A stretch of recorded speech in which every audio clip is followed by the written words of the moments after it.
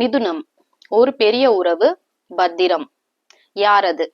அதை பத்தினதுதான் இந்த வீடியோக்குள்ள நான் கண்டிப்பா அதை பத்தி ஷேர் பண்ணியிருக்கிறேன். வீடியோ ஸ்கிப் பண்ணாம ஃபுல்லா பார்த்து தெரிஞ்சுக்கோங்க.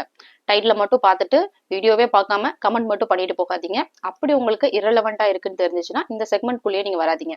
இந்த வீடியோல நம்ம பார்க்க போறது மிதுனம் ராசிக்கான மார்ச் மந்த் ராசி பலன். ராசி பலன் பார்க்கறதுக்கு முன்னாடி சேனலை சப்ஸ்கிரைப் பண்ணாதவங்க சப்ஸ்கிரைப் பண்ணி வச்சுக்கோங்க. ஸோ அப்பதான் நம்ம சேனல்ல ரெகுலரா அப்டேட் பண்ணிட்டு இருக்கக்கூடிய அஸ்ட்ராலஜி பத்தின ஜென்ரல் வீடியோஸ் கூட உடனே உங்களுக்கு நோட்டிஃபை ஆகும். உங்களோட சொந்த ஜாதகத்துக்கு அஸ்ட்ராலஜி ஆன்லைன் கன்சல்டேஷன் வேணும்னு நினைச்சீங்கன்னா ஸ்கிரீன்ல தெரியற இந்த வாட்ஸ்அப் நம்பருக்கு நீங்க ரீச் அவுட் பண்ணலாம். மிதுன ராசிக்கு இந்த மார்ச் மாசம் எப்படி இருக்கும் அப்படின்னு பாத்துலாமா?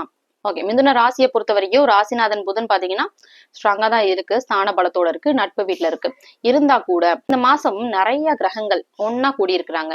சூரியன், ராகு, செவ்வாய், புதன் இத்தனை கிரகங்களும் பாத்தீங்கன்னா ஒன்னா கூடியிருக்கிறாங்க உங்களுடைய ராசிக்கு 9வது இடத்துல, பாக்கியஸ்தானம்னு சொல்லக்கூடிய 9வது இடத்துல. சோ எப்படி இருக்கும்னு பாத்தீங்கன்னா ஒரு மாதிரி கலப்பு பலன்களை கொடுக்குங்க. ராசிநாதன் புதன் ஸ்ட்ராங்கா இருக்கா அப்படின்னு கேட்டீங்கன்னா பெரிய அளவுல ஸ்ட்ராங்கா இல்ல. ஸ்தான பலத்தோட இருக்கு, குருவுடைய பார்வையிலும் இருக்கு. இருந்தா கூட முதல்ல பாவத்துவம், அதுக்கு அடுத்துதான் சுபத்துவம்ங்கிற பேர்ல முதல்ல ராகுவோட இணைவுலையும் செவ்வாயோடைய இணைஞ்சிருக்கு பாருங்க. செவ்வாயோட இணைவு இருக்கவே கூடாது. புதனுடைய லக்னங்கள், புதனுடைய ராசி லக்னக்காரங்களுக்கு செவ்வாயுடைய இணைவோ தொடர்போ கிடைச்சிச்சுனாலே டிஸ்டர்ப் ஆவாங்க. செவ்வாய் நல்ல ஆதிபத்தியத்தை கொண்ட கிரகம் கிடையாது. மிதுன ராசிக்கு 6வது அதிபதியான செவ்வாயோட இணைவுலையும் ராகுவோட இணைவுலையும் உங்களுடைய ராசிநாதன் புதன் இருக்கு. இந்த மாசம் ஃபுல்லா அப்படிதான் இருக்கும். ஆனாலும் குருவுடைய பார்வையும் இருக்கு. முதல்ல பாவத்துவம், அடுத்து சுபத்துவம்ங்கிற மாதிரியான ஒரு இதுல முதல்ல இந்த ஆதிபத்தியங்கள் கிடைக்கிறதுல கொஞ்சம் தடைகள் இருக்குங்க.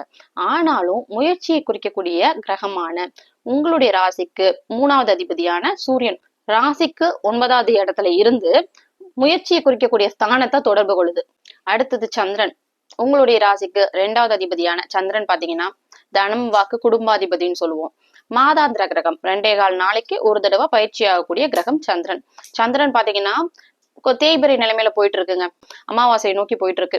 ஆனாலும் பிசினஸ் உங்களுக்கு நல்லாவே இருக்கும். இந்த மாசத்துல இருந்து உங்களுக்கு பிசினஸ் தனாதிபதியை மட்டுமே வச்சு நம்ம முடிவு பண்ணிட முடியாதுல. ஜீவனாதிபதி, ஜீவனஸ்தானம் எல்லாத்தையும் பார்க்கணும். ராசிநாதன் சரியா எல்லாத்தையும் சேர்த்து வச்சுதான் ப்ரெடிக்ஷன் கொடுக்க முடியும். அகைன் உங்களோட சொந்த ஜாதகத்தையும் பார்க்கணும். ராசி பலன் மட்டும்தான் ஜோசியம் நிறைய பேர் நம்பிட்டு இருக்கிறீங்க. ராசி பலன் அப்படிங்கிறது ஜோசியத்துக்குள்ள அடக்கம், அவ்வளவுதான். ராசி பலன் மட்டுமே ஜோசியம் கிடையாது.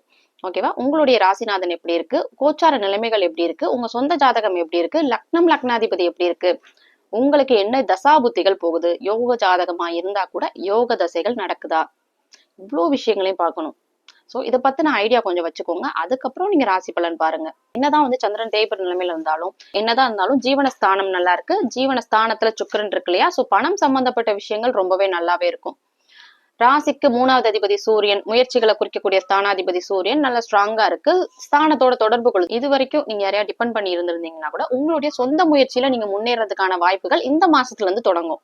அடுத்தது உங்களுடைய ராசிக்கு 4வது அதிபதி ராசிநாதனும் கூட, ராசிநாதன் 4வது அதிபதி ரெண்டுமே புதன் தான். வீடு, வாகனம், கல்வி, தாய் சம்பந்தப்பட்ட விஷயங்களை குறிக்கக்கூடிய கிரகம் புதன். சோ நான் சொன்ன அந்த 4 விஷயங்களும் புதனுடைய ஆதிபத்தியத்துக்குள்ள வரும். சோ இது எப்படி இருக்குன்னா கல்வி சார்ந்த விஷயங்கள் அதெல்லாம் கொஞ்சம் டிலே ஆகுறத பாப்பீங்க. என்ன காரணம்னா 2 பாவ கிரகத்துடைய புதன் இணைஞ்சிருக்கு. டிலே ஆகி அதுக்கப்புறம் நடக்கும். என்னன்னா முதல்ல பாவத்தன்மை அடைஞ்சிருக்கு, அதுக்கடுத்து குரு பார்வை கிடைச்சிருக்கு. கொஞ்சம் லேட் ஆகி நடக்கிறத பாப்பீங்க. ஏதாவது எஜுகேஷனுக்காக, ஹையர் ஸ்டடீஸ்க்காக நீங்க ஏதோ ஒரு புதுசா ஒரு ஸ்டெப் எடுக்கிறீங்கன்னா கொஞ்சம் லேட் ஆகும், டிராக் ஆகி அதுக்கு அடுத்து நடக்கும். அடுத்தது உங்களுடைய ராசிக்கு 5வது அதிபதினு சொல்லக்கூடிய சுக்கிரன் உச்சமாயிருக்கு. சோ குழந்தைங்க சார்ந்த விஷயம், எண்ணங்கள் நிறைவேறது. ஒரு விஷயத்த நீங்க ரொம்ப நாளா யோசிச்சுட்டே இருக்கிறீங்க, ஆனா நடக்கவே மாட்டேங்குது. எந்த ஒரு ஸ்டெப்பும் எடுக்க முடியல, ஒரு ஸ்டெப் கூட முன்னாடி போக முடியல, இப்படிங்கிற மாதிரி எல்லாம் இருந்துச்சுன்னா இந்த மாசத்துல இருந்து நீங்க அதுக்கான முயற்சிகள் எடுப்பீங்க. அதுக்கேத்த மாதிரிதான் முயற்சிகளை குறிக்கக்கூடிய ஸ்தானாதிபதி 3வது அதிபதியும் நல்ல ஸ்ட்ராங்கா இருக்குது. 6வது அதிபதி 9வது இடத்துல இருக்கு. இது எப்படி இருக்கும்னா 9வது இடத்தை கெடுக்கும். 9வது இடம் நான் தம்ப்நெயில்ல சொன்ன அந்த விஷயம், ஒரு பெரிய உறவு, கவனம். யார் அது? அப்பா சம்பந்தப்பட்ட விஷயங்கள் தான். 2 பாவ கிரகம் 9வது இடத்துல இருக்கு. முக்கியமா அவயோக கிரகமான செவ்வாய் பாத்தீங்கன்னா ராகுவோட இணைஞ்சு 9வது இடத்துல இருக்கனால அப்பாவால தகராறு, அப்பா கூட உங்களுக்கு ஏதோ டிஃபரன்சஸ், அப்பாவுடைய ஹெல்த் பாதிக்கப்படுறது, அப்பா வழி சொந்தக்காரங்களால பிரச்சனை, சொத்து பிரச்சனை, அப்பா வழி சொத்து பிரச்சனை, அண்ணன் தம்பிங்களோட, சித்தப்பா அத்தை மாதிரியான ஆளுங்களோட கொஞ்சம் பிரச்சனைகள் இருக்கிறத பாப்பீங்க இந்த மாசம். உங்களுடைய ராசிக்கு 7வது அதிபதி குரு. குரு நல்லா ஸ்ட்ராங்கா இருக்கு. ராசி மேலேயே குரு இருந்து 7வது இடத்தை தொடர்பு கொள்ளுது. கொஞ்சம் கொஞ்சமா உச்சத்தை நோக்கி வந்துட்டு இருக்கு. சோ கணவன் சார்ந்த விஷயம், மனைவி சார்ந்த விஷயம், குடும்பம் சார்ந்த விஷயங்கள் அடுத்தடுத்து நல்ல விஷயங்களே எதிர்பார்க்கலாங்க. சில பேருக்கு திருமணம் ஆகாதவங்களுக்கு திருமணம் ஆகிறது, காதல் திருமணம் கை கூடுறது, இந்த மாதிரியான விஷயங்கள்லாம் நடக்கும்.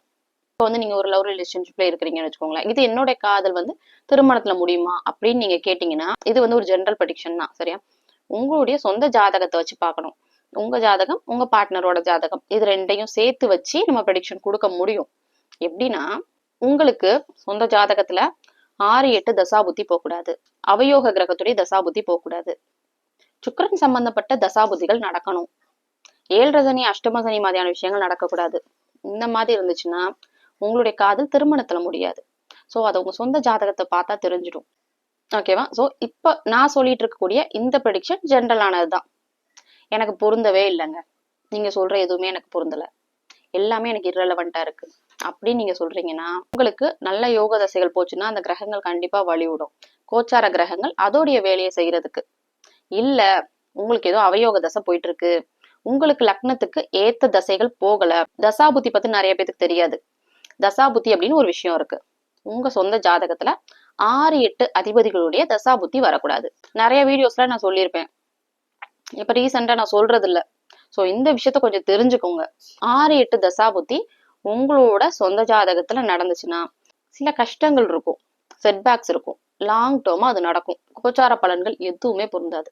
கௌரவ பாவகங்கள்னு சொல்லக்கூடிய 1, 5, 9வது பாவகங்கள் ஃபங்க்ஷன் ஆகணும். அவயோக கிரகங்கள் நடந்துச்சுன்னா உங்களுக்கு வாழ்க்கை ஃபுல்லா போராட்டமா தான் இருக்கும். நிறைய பேர் பாத்தீங்கன்னா ரொம்ப நாளா என் கஷ்டம் தீராத கஷ்டமா இருக்கு, பழகியே போயிடும் நிறைய பேருக்கு கஷ்டத்தோட வாழ்றதுக்கு. என்ன காரணம்னா அவயோக தசாபுதி கிராஸ் ஆனதுதான். சோ இதை புரிஞ்சுக்கணும். ஓகே, இப்போ திருப்பி பாயிண்ட்டுக்கு வரலாம். உங்களுடைய ராசிக்கு 8வது அதிபதியான சனி பாத்தீங்கன்னா நல்ல ஸ்தான பலத்தோட நல்ல ஸ்ட்ராங்கா இருக்கு. சுக்கரனோட இணைவுலையும் இருக்கு. 10வது இடத்துல இருக்கு. தொழில் சார்ந்த விஷயங்கள் ரொம்ப நல்லா இருக்கும்.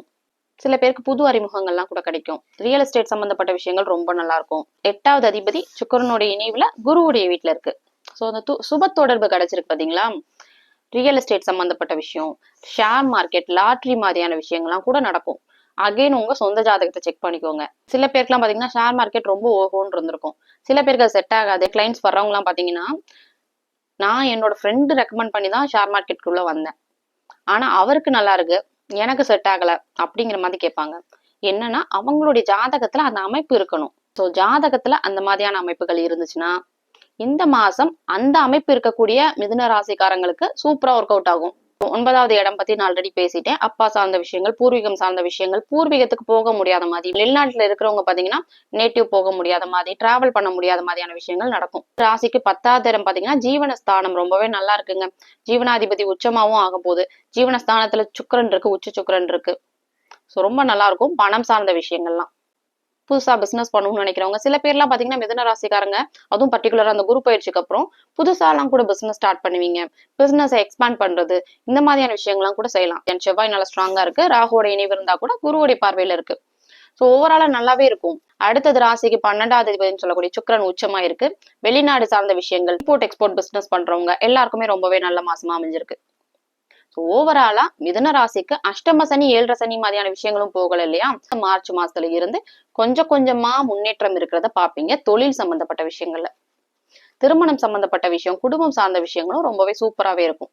உங்களுக்கு உங்க சொந்த ஜாதகத்துல நல்ல யோக தசாபுத்திகள் போச்சுன்னா நான் சொல்லிட்டு இருக்கக்கூடிய இந்த கோச்சார பலன்கள் அப்படியே பொருந்தும். ஸோ ஓவராலா ஒரு 70% நன்மை, ஒரு 30% தீமை கலந்த நல்ல மாசமாவே இந்த மார்ச் மாசம் அமைஞ்சிருக்குங்க. நான் சொன்ன இந்த விஷயங்கள் எல்லாம் உங்களுக்கு ரெசனேட் ஆச்சுன்னா எனக்கு உங்களுடைய ஒப்பீனியனை கமெண்ட்ல சொல்லுங்க. சொந்த ஜாதகத்துக்கு அஸ்ட்ராலஜி ஆன்லைன் கன்சல்டேஷன் வேணும்னு நினைச்சீங்கன்னா ஸ்கிரீன்ல தெரியுற இந்த வாட்ஸ்அப் நம்பருக்கு நீங்க ரீச் அவுட் பண்ணலாம். மற்ற ராசிக்கான ராசி பலன் வீடியோ லிங்க் ஃபர்ஸ்ட் கமெண்ட்ல பின்டா இருக்கு, நீங்க கிளிக் பண்ணி செக் பண்ணிக்கலாம்.